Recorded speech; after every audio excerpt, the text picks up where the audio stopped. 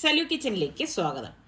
ഞാൻ 1/2 kilo sella basmati rice ഇതാ ഒരു ബൗളിലേക്ക് ഇട്ട് കൊടുക്കുകയാണ്. ഇനി ഇത് നന്നായിട്ടൊന്ന് കഴുകിയെടുത്ത ശേഷം കുറച്ചധികം വെള്ളം ഒഴിച്ചിട്ട് നമുക്കൊരു 20-25 മിനിറ്റെങ്കിലും ഇത് കുതിരാനായിട്ടൊന്ന് മാറ്റി വെക്കണം. അപ്പം സെല്ല റൈസ് ആയതുകൊണ്ടാണ് ഇത്രയും നേരം ഞാനിത് കുതിർക്കാനായിട്ട് വെക്കുന്നത് കേട്ടോ. അപ്പം നല്ലതുപോലെ അതിൻ്റെ സ്റ്റാർച്ച് പോകത്തക്ക രീതിയിലൊന്ന് കഴുകിയിട്ട് വേണം വെള്ളം ഒഴിച്ച് നമ്മളിതുപോലെ ഒന്ന് അടച്ച് മാറ്റി വെക്കാനുള്ളത്. അപ്പൊ ഇത് ഇവിടെ കുതിരുന്ന നേരം കൊണ്ട് ഞാൻ എന്താ കുറച്ചധികം മല്ലിയില നമുക്കിതിന് വേണം. അപ്പൊ ഞാൻ കുറച്ചധികം മല്ലിയില ഇതുപോലെ ഇട്ടൊന്ന് കഴുകിയെടുക്കാണ്. അപ്പൊ എന്റെ കയ്യിൽ മല്ലിയില ഒട്ടും ഇല്ലായിരുന്നു കേട്ടോ. അതുപോലെ തന്നെ നമ്മൾ ഫ്രഷ് ആയിട്ടുള്ള മല്ലിയില ഉപയോഗിക്കുന്നതാണ് ഏറ്റവും നല്ലത് കേട്ടോ. അപ്പൊ നമ്മൾ മല്ലിയില ആയാലും പുതിനയില ആയാലും നമ്മൾ എത്ര ഫ്രിഡ്ജിൽ നമ്മൾ കണ്ടെയ്നറിൽ ടിഷ്യൂ ഒക്കെ വെച്ചിട്ട് വെച്ചാലും കുറച്ച് ദിവസം കഴിയുമ്പോൾ എന്തായാലും ചീത്തായി പോകും. പ്രത്യേകിച്ച് പുതിനയില അധികം നിക്കത്തേ ഇല്ല അല്ലേ. ഇതുപോലെ പെട്ടെന്ന് അങ്ങനെ അതിനുള്ളിലൊക്കെ കറുത്ത ഇല അങ്ങ് പെട്ടെന്ന് കറുത്തിട്ട് വല്ലാണ്ട് അങ്ങായി പോകും. അപ്പൊ ഞാൻ ഇതുപോലെ ആവശ്യത്തിന് മാത്രം മല്ലിയില വാങ്ങിച്ചു വയ്ക്കും, പുതിനയില ആവശ്യത്തിന് മാത്രമേ വാങ്ങിക്കത്തുള്ളൂ കേട്ടോ. അങ്ങനെ സ്റ്റോർ ചെയ്ത് വെക്കുന്ന ഒരു പരിപാടിയൊന്നും ഇല്ല. അപ്പൊ ഇത് നമുക്ക് ചെറുതായിട്ട് ഇതുപോലെ ഒന്ന് അരിഞ്ഞെടുക്കണമായിരുന്നു. അങ്ങനെ ഞാനിതാ മല്ലിയില അരിഞ്ഞെടുത്തു. അടുത്ത പുതിനയില ഒന്ന് അരിഞ്ഞെടുക്കാണ്. മല്ലിയിലയുടെ അത്ര വേണ്ട പുതിനയില, അതിനേക്കാളും കുറച്ച് മതി പുതിനയില കേട്ടോ.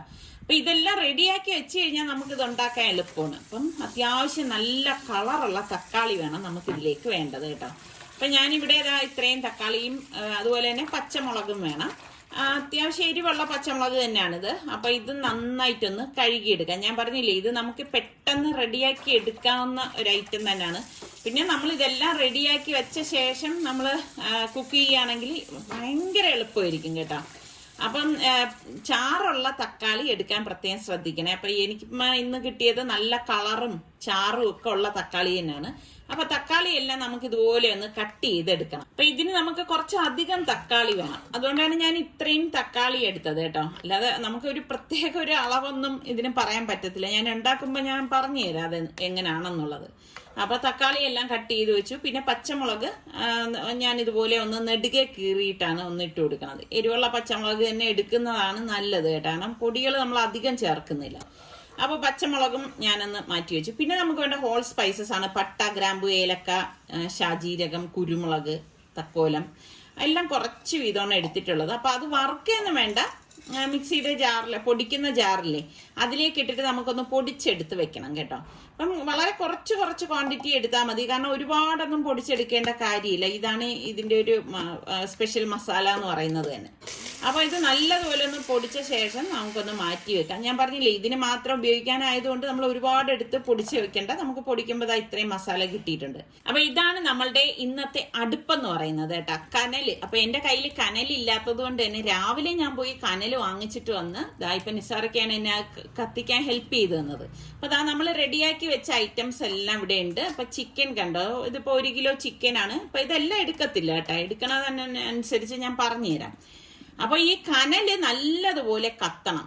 കത്തി ആ കനലില് തീ വരാൻ പാടില്ല, എന്നാൽ നല്ല ചൂട് വേണം. അപ്പൊ അതുകൊണ്ട് വീശി അതിനെ ഒന്ന് ചൂടാക്കി എടുക്കണം. അത് മാത്രമേ ഇതിലൊരു പാടെന്ന് പറയുന്ന ഒരു സംഭവം. അപ്പൊ അത് കത്തിക്കുന്ന നേരം കൊണ്ട് ഞാൻ വെള്ളം തിളപ്പിക്കാൻ ഗ്യാസിൽ വെച്ചിട്ടുണ്ടായിരുന്നു. പാകത്തിനുള്ള ഉപ്പും കുറച്ച് ഓയിലും കൂടി ഇതുപോലെ ഒന്ന് ഒഴിച്ചു കൊടുക്കും. എന്നിട്ട് ഹോൾ സ്പൈസസ് പട്ട, ഗ്രാമ്പു, ഏലക്ക, ബേ ലീഫ് ഇത്രയും കൂടി നമ്മൾ ഇതിലേക്ക് ഇട്ട് കൊടുക്കണം. കുറച്ച് ഷാജീരകം കൂടി ഇട്ടിട്ടുണ്ട് കേട്ടോ. അപ്പം ഇത് ഇത്രയും ഹോൾ സ്പൈസസ് ആയിട്ട് തന്നെ ഇട്ട് കൊടുക്കുകയാണ്. അപ്പൊ തിള വരാറാവുമ്പോഴേക്ക് നമുക്ക് ഈ കഴുകി ഡ്രെയിൻ ചെയ്ത് വെച്ചിരിക്കുന്ന അരി ഇതിലേക്ക് ഇട്ട് കൊടുക്കാം. അരി പകുതിയെ വേഗാവൂ കേട്ടോ, അത് പ്രത്യേകം ശ്രദ്ധിക്കണം. അപ്പൊ ഞാനിവിടെ കുഞ്ഞു കലം എന്റെ കയ്യിൽ 3 ഉണ്ട് കേട്ടോ. ആ കലം ഇതുപോലെ എടുത്തു വെച്ച് ഇതിലേക്ക് ഞാനൊരു 4 പീസ് ചിക്കൻ വീതം ഇട്ട് കൊടുക്കുകയാണ്. ചെറിയ പീസാണ് കേട്ടോ, വലിയ പീസൊന്നുമല്ല. അപ്പൊ വലിയ പീസാണെങ്കിൽ ഒരു 3 ഒക്കെ മതിയാവും. അപ്പൊ ഇതുപോലെ വെച്ചു കൊടുത്ത ശേഷം നമുക്ക് ഇതിലേക്ക് 1/2 ടേബിൾ സ്പൂൺ നമ്മളിപ്പോ പൊടിച്ചു വെച്ച ഗരം മസാലയില്ലേ അതിട്ട് കൊടുക്കാം. അപ്പൊ ഈ 3 കുടത്തിലും ഒരേപോലെ വരാൻ വേണ്ടിയിട്ട് ഞാൻ ഇങ്ങനെയാണ് ചെയ്യുന്നത് കേട്ടോ. പിന്നെ 1 ടീസ്പൂണോളം കാശ്മീരി ചില്ലി പൗഡർ ഇട്ട് കൊടുക്കുന്നുണ്ട്. 1/2 ടീസ്പൂൺ മഞ്ഞൾപ്പൊടി, പിന്നെ 1/2 ടീസ്പൂൺ മല്ലിപ്പൊടിയില്ലേ അതിട്ട് കൊടുക്കാം. ഒന്നും പൊടികൾ കൂടണ്ട കേട്ടോ, പാകത്തിന് മാത്രം ചേർത്ത് കൊടുത്താൽ മതി, എങ്കിലേ നല്ല ടേസ്റ്റ് ഒക്കെ ഉണ്ടാവത്തുള്ളൂ. പിന്നെ വേണ്ടത് ഇഞ്ചി വെളുത്തുള്ളി പേസ്റ്റ് ആണ്. അപ്പൊ അത് ഞാനിവിടെ ഓരോ ടേബിൾ സ്പൂൺ വീതം ഇട്ട് കൊടുക്കുന്നുണ്ട്. പിന്നെ നമ്മളുടെ സവാള ഫ്രൈ ചെയ്തത്, എണ്ണയിൽ ഫ്രൈ ചെയ്തത് ഞാൻ കുറച്ച് അധികം ഫ്രൈ ചെയ്ത് ഫ്രീസറിൽ സൂക്ഷിച്ചിട്ടുണ്ടായിരുന്നു. അത് ഒരു കൈപ്പിടി ഇട്ട് കൊടുത്ത ശേഷം ഓരോ ടേബിൾ സ്പൂൺ തൈരും കൂടി നമുക്കിതിലേക്ക് ഇട്ട് കൊടുക്കാം. പിന്നെ ഇനി ഇപ്പൊ നമ്മൾ ഈ കട്ട് ചെയ്ത് വെച്ചിരിക്കുന്ന പച്ചമുളക് ഉണ്ടല്ലോ, ആ പച്ചമുളക് എല്ലാം 3 കലത്തിലും ഒരേപോലെ വരത്തക്ക രീതിയിൽ ഒന്ന് ഇട്ട് കൊടുത്താൽ മതി കേട്ടോ.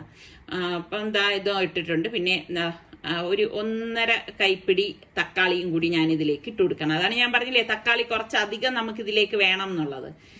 അതുകൊണ്ടാണ് അങ്ങനെ ഇത് ചെയ്യുന്നത്. കാരണം കനലിൽ ഇരുന്നാണ് ഇത് ഇനി വേകാനുള്ളത്. ഇപ്പൊ ചിക്കൻ റെഡി ആയതൊന്നുമല്ല, ഇനി വേണം കുക്കാവാനുള്ളത്. അതുപോലെ തന്നെ വലിയൊരു കൈപ്പിടിയിൽ മല്ലിയില നമ്മൾ ചെറുതായിട്ട് അരിഞ്ഞതും ഇട്ട് കൊടുത്ത ശേഷം നമുക്ക് പുതിനയിലയും കൂടി ഇട്ട് കൊടുത്ത് പാകത്തിനുള്ള ഉപ്പും കൂടി ഇതിലേക്ക് ഇട്ട് കൊടുക്കണം. അപ്പൊ എൻ്റെ അടുത്ത് പലരും ചോദിക്കും, ഇത്താടെ ഉപ്പ് എന്ത് പിങ്ക് കളറെന്ന്. ഇത് പിങ്ക് സോൾട്ട് ആണ് കേട്ടോ, അതുകൊണ്ടാണ് പിങ്ക് കളറ്. ഇനി നമുക്കിതിലേക്ക് വേണ്ടത് ഓയിലാണ്. 1 ടേബിൾ സ്പൂണോളം ഓയിൽ നമുക്കിതിലേക്ക് ഇതുപോലെ ഒന്ന് ഒഴിച്ചു കൊടുക്കണം. പിന്നെ ഇനി മെയിനായിട്ട് നമുക്ക് തിളച്ച വെള്ളമാണ് വേണ്ടത്. അത് പ്രത്യേകം ശ്രദ്ധിക്കണം. 1.25 കപ്പ് തിളച്ച വെള്ളം ഞാൻ ഒഴിച്ചു കൊടുക്കാണ്. നല്ല തിളച്ച വെള്ളം തന്നെ നിങ്ങൾ ഒഴിച്ചു കൊടുക്കണം കേട്ടോ, അല്ലെങ്കിൽ അത്ര ഒരു ടേസ്റ്റ് ഒന്നും ഉണ്ടാവത്തില്ല കേട്ടോ. ഏത് കറി ഉണ്ടാക്കുമ്പോഴായാലും നമ്മൾ വെള്ളം ഒഴിക്കുമ്പോൾ തിളച്ച വെള്ളം ഒഴിക്കുന്നതാണ് എന്തുകൊണ്ടും നല്ലത്. അപ്പൊ ഞാൻ ദാ 3 കലത്തിലും ഒരേപോലെ വെള്ളം ഒഴിച്ചിട്ടുണ്ട്. ഇനി നമുക്ക് ഇത് 1 സ്പൂൺ കൊണ്ട് ഇതുപോലെ ഒന്ന് ഇളക്കി കൊടുക്കാം. അപ്പൊ ഇത്രയേ ഉള്ളൂ സംഭവം. ഈ കനല് റെഡിയാവുന്ന ആ ഒരു ടൈം മാത്രമേ നമുക്ക് ഇതിനായിട്ട് എടുക്കത്തുള്ളൂ കേട്ടോ. കാരണം കനല് കത്തി വരാനും ടൈം എടുക്കും. അപ്പൊ വീശി ഇരുന്ന് അത് ആ കനല് കത്തിച്ച് കഴിഞ്ഞാൽ പിന്നെ നമ്മുടെ ജോലി എളുപ്പമാണ് കേട്ടോ. അപ്പൊ നിങ്ങൾ ആരെങ്കിലും ഇങ്ങനെയൊക്കെ ട്രൈ ചെയ്തവരുണ്ടാവോ, ഉണ്ടെങ്കിൽ ഒന്ന് പറയണം കേട്ടോ. അപ്പൊ ദാ എല്ലാം ഒന്ന് റെഡിയാക്കി വെച്ചിട്ടുണ്ട്. അപ്പം ചോറ് പകുതി മാത്രമേ വേവാവൂ, അത് പ്രത്യേകം ശ്രദ്ധിച്ചേക്കണം. മുഴുവനായിട്ട് വെന്ത് പോരുത്. വെന്ത് പോയി കഴിഞ്ഞാൽ നമ്മുടെ ബിരിയാണിയൊക്കെ വെന്ത് കുളമായി പോവും. അപ്പൊ പകുതി മാത്രമേ ഈ ചോറ് വേകാവൂ. ഇപ്പൊ പകുതി വെന്ത ചോറിനെയാണ് ഞാൻ ഈ കലത്തിലേക്ക് ഇട്ട് കൊടുക്കുന്നത്. ഇതുപോലെയുള്ള ഒരു ഓട്ട സ്പൂൺ എടുത്തിട്ടാണ് ഞാൻ വെള്ളം ഊറ്റി കളഞ്ഞിടുന്നത് കേട്ടോ. നല്ലോണം ഊറ്റി പോകണം എന്നൊന്നുമില്ല. നമുക്ക് ആവശ്യത്തിനുള്ള ചോറ് ഇതിലേക്ക് ഇട്ടിട്ട് ഞാൻ കുറച്ച് സാഫ്രോണ് ഇച്ചിരി മഞ്ഞളും കൂടി ഇട്ടിട്ടുണ്ടായിരുന്നു കേട്ടോ. അത് ഈ ചോറിന് മീതെ ഒന്ന് ഒഴിച്ചു കൊടുത്തിട്ട് കുറച്ച് ഗരം മസാല, നമ്മൾ പൊടിച്ച ഗരം മസാലയില്ലേ, അതും ഈ ചെറുതായിട്ട് അരിഞ്ഞു വെച്ചിരിക്കുന്ന മല്ലിയിലയും പുതിനയിലയും ഇതിന് മീതെ ഇതുപോലെ ഇട്ട് കൊടുക്കാണ്. പിന്നെ നമ്മൾ ഇതുവരെ നെയ്യൊന്നും ചേർത്തിട്ടില്ലല്ലോ. അപ്പൊ ഞാൻ ഇതിലേക്ക് ഒരു 2 ടീസ്പൂണോളം നെയ്യ് ഇതുപോലെ ഒന്ന് ഒഴിച്ചു കൊടുക്കാണ്. പിന്നെ നമ്മൾ ഈ സവാള ഫ്രൈ ചെയ്ത് വെച്ചത് കുറച്ച് ഇട്ട് കൊടുക്കുക. എന്നിട്ട് ഫോയിൽ പേപ്പർ, അലുമിനിയം ഫോയിൽ കൊണ്ട് ഇത് നന്നായിട്ട് കവർ ചെയ്യണം. നല്ലതുപോലെ ഒട്ടും ഇതിലെ എയർ വെളിയിൽ പോകാത്ത രീതിയിൽ നല്ലതുപോലെ ഞാൻ ഒന്ന് കവർ ചെയ്ത് എടുക്കുകയാണ്. അപ്പൊ ഇത്രയേ ഉള്ളൂ സംഭവം. ഇനി ഇതിന്റെ മൂടി ഉണ്ടല്ലോ, എനിക്ക് കലത്തിന്റെ തന്നെ ഒരു മൂടി ഇരിപ്പുണ്ട്. അത് വെച്ചിട്ട് നമ്മളിത് മൂടി മാറ്റി വെക്കാണ് ചെയ്യണത്. അപ്പൊ 3ഉം ഞാൻ ഇതുപോലെ തന്നെ ഒന്ന് സെറ്റ് ചെയ്ത് എടുക്കുകയാണ് കേട്ടോ. 3 ഒരേപോലെ ചെയ്തിട്ട് നമുക്ക് ഒരേപോലെ കനലിൽ വെച്ചിട്ട് വേണം ഇത് റെഡിയാക്കാനുള്ളത്. അപ്പൊ ഞാൻ നേരത്തെ പറഞ്ഞ പോലെ നമുക്ക് സമയം ഉള്ളപ്പോഴൊക്കെ നമ്മൾ സവാളയോ ആയാലും അണ്ടിപ്പരിപ്പ് കിസ്മിസ് ഒക്കെ എണ്ണയിൽ ഫ്രൈ ചെയ്ത് എടുത്ത് ഫ്രീസറിൽ സൂക്ഷിക്കുകയാണെങ്കിൽ ഇതുപോലെയൊക്കെ കുക്ക് ചെയ്യുന്ന സമയത്ത് നമുക്ക് എളുപ്പമായിരിക്കും കേട്ടോ. പിന്നെ അതിനായിട്ട് നമ്മൾ ഫ്രൈ ചെയ്തെടുക്കേണ്ടതെന്ന് ആവശ്യമില്ല, നല്ല ഫ്രഷ് ആയിട്ട് തന്നെ അതിരിക്കും കേട്ടോ. ഞാൻ എൻ്റെ ഒരു എക്സ്പീരിയൻസ് ആണ് നിങ്ങളുമായിട്ട് ഇത് ഷെയർ ചെയ്യണത്. ഞാൻ അങ്ങനെ ട്രൈ ചെയ്തപ്പം എനിക്ക് ഭയങ്കര എളുപ്പമായിട്ട് തോന്നി, നല്ല ഫ്രഷും ആയിട്ട് തോന്നി. അപ്പൊ നിങ്ങൾക്ക് സമയമുള്ളപ്പോ അങ്ങനെയൊക്കെ ചെയ്ത് വെക്കുക കേട്ടോ. അപ്പൊ ദാ 3ഉം റെഡി ആയിട്ടുണ്ട്. അപ്പൊ ദാ നമ്മളുടെ കനല് നന്നായിട്ട് ചൂടായി കിടക്കുകയാണ്. അപ്പൊ ഈ കനലില് നമ്മൾ ഈ 3 കുടവും കൊണ്ടുവന്ന് വെച്ചു കൊടുക്കുകയാണ്. എനിക്ക് സത്യം പറഞ്ഞ് ഇത് വെക്കുമ്പോ തന്നെ ഭയങ്കര ചൂടടിക്കുന്നുണ്ട് കേട്ടോ. തീ വരാൻ പാടില്ല, കനല് ചൂടാവാനേ പാടുള്ളൂ. അതാണ് ഇതിന്റെ ടെക്നിക്ക് എന്ന് പറയുന്നത്. അപ്പൊ ഇടയ്ക്കിടയ്ക്ക് ഈ കനല് ഞാനൊന്ന് വീശി കൊടുക്കും, ചൂട് കിട്ടാൻ വേണ്ടിയിട്ട്. തീ വരാനേ പാടില്ല കേട്ടോ. നല്ല ചൂടാണ്. ഞാനിവിടെ ഇരിക്കുന്നെങ്കിലും എനിക്ക് ഈ കനൽ അങ്ങോട്ട് നീക്കി വെക്കാൻ കഴിയുന്നില്ല. അത്ര ചൂട് എൻ്റെ മുഖത്തും കയ്യിലും ഒക്കെ അടിക്കുന്നുണ്ട്.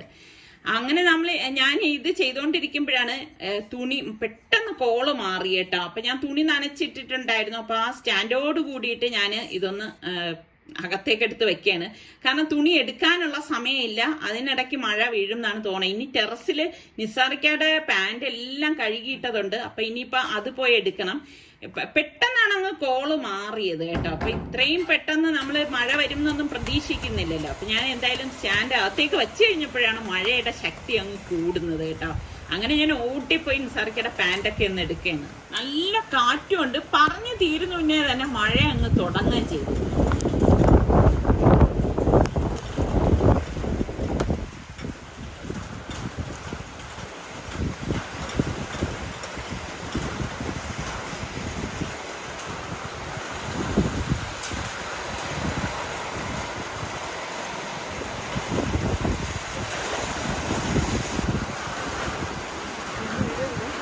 Penel.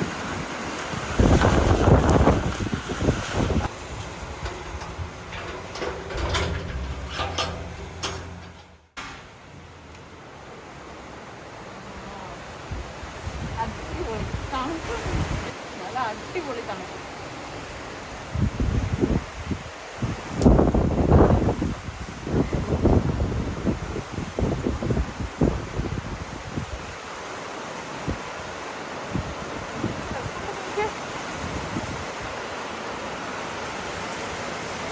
തണുപ്പല്ലേ?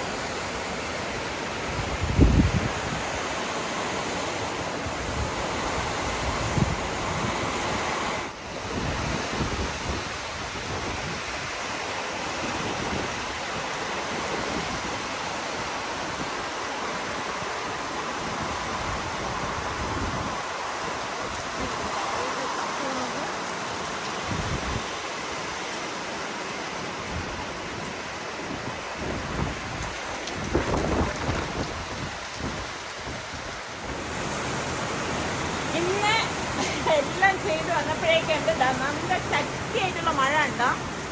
മഴയത്താണ് നമ്മളുടെ ഈ ഒരു കുടം കനൽ ബിരിയാണി തയ്യാറാവുന്നത്. സത്യം പറഞ്ഞാൽ ഇവിടെ നിൽക്കുമ്പോൾ അടിപൊളി മണമാണ് കേട്ടോ. അല്ലേ? മണം വരുന്നില്ലേ? നമ്മളിത് ഇങ്ങനെ നിൽക്കുന്നതിന് ഭയങ്കര ചൂടാണ്. കനല് നല്ല ചൂടായി കിടക്കാണ്. കനല് നല്ലതുപോലെ ചൂടായി കിടക്കാണ്. അപ്പൊ അതുകൊണ്ട് തന്നെ ഇവിടെ നിൽക്കുമ്പോ തന്നെ നല്ല ചൂടാണ്.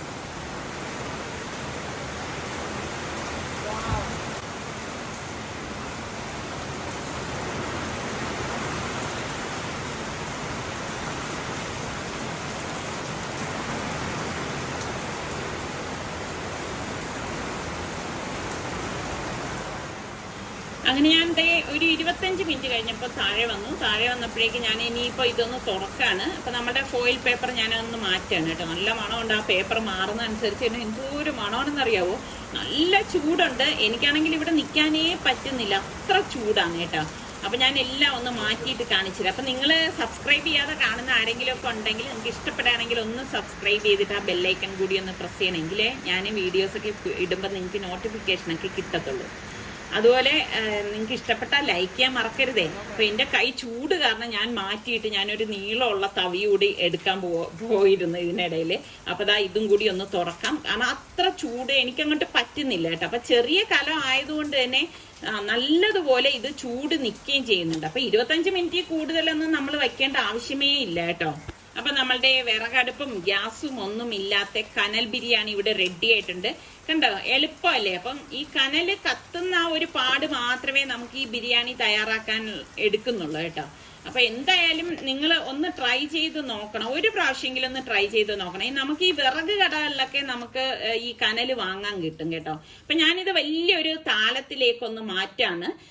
ഇപ്പൊ എല്ലാം ഒന്ന് നിങ്ങൾക്ക് ഇപ്പൊ കാണുമ്പോൾ മനസ്സിലാവും. ചിക്കൻ്റെ എല്ലിരിക്കുന്നുണ്ട്, അതിന്റെ മാംസമൊക്കെ വിട്ട് വന്നിട്ടുണ്ട്. അപ്പം ഇത് കറക്റ്റ് ടൈം തന്നെയാണ്. പിന്നെ നിങ്ങൾ ഉപയോഗിക്കുന്ന കലത്തിന്റെ വലിപ്പവും കനലിന്റെ ചൂടും ഒക്കെ അനുസരിച്ചിരിക്കും ഈ ബിരിയാണി വേകുന്നതിന്റെ ടൈം എന്ന് പറയുന്നത്. അപ്പൊ ഇത് കുറച്ചൊന്ന് തണുത്ത ശേഷം ഉപയോഗിക്കുന്നതാണ് നല്ലത് കേട്ടോ. നല്ല അടിപൊളി മണമാണ് വരുന്നത്. ഇവിടെ കറണ്ട് ഇല്ല, കറക്റ്റ് ടൈമാണ് കേട്ടാ. കറണ്ട് പോകാൻ പറ്റിയൊരു സമയമാണ്. പക്ഷേ ഇതിപ്പോ ഒന്ന് ചൂടാറിയപ്പോഴാണ് കറക്റ്റ് പരുവല്ലേ. ചൂടാറിയെന്ന് പറഞ്ഞാൽ ആവി വരുന്നുണ്ട്. ശരിക്ക് കനലില് റെഡിയാക്കി എടുത്ത ദം ബിരിയാണിയാണ്. ദം ബിരിയാണി.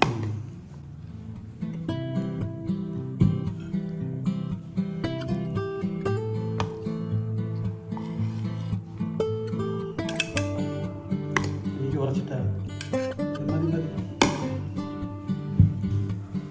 ഇപ്പം പലർക്കും സംശയം തോന്നും ചിക്കൻ വെന്തിട്ടുണ്ടോ എന്നൊക്കെ ഉള്ളത്. നല്ല ചൂട് കേട്ടാ. നോക്കിക്കേ, ഉണ്ടോ? കറക്റ്റ് പരുവാണ്. ചിക്കനൊക്കെ നല്ല പാകത്തിന് വെന്ത് വന്നിട്ടുണ്ട്.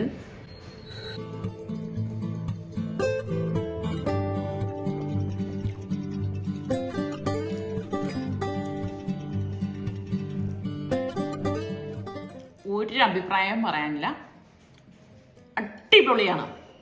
ഉറപ്പായിട്ട് നിങ്ങളൊന്ന് ട്രൈ ചെയ്ത് നോക്കേട്ടോ. സൂപ്പർ ടേസ്റ്റാണ്. എനിക്ക് തോന്നുന്നു നമ്മൾ നോർമലി ഉണ്ടാക്കുന്ന ബിരിയാണിയെക്കാളും ഒക്കെ എന്തുകൊണ്ടും സൂപ്പർ സൂപ്പർ സൂപ്പർ ടേസ്റ്റാണ്.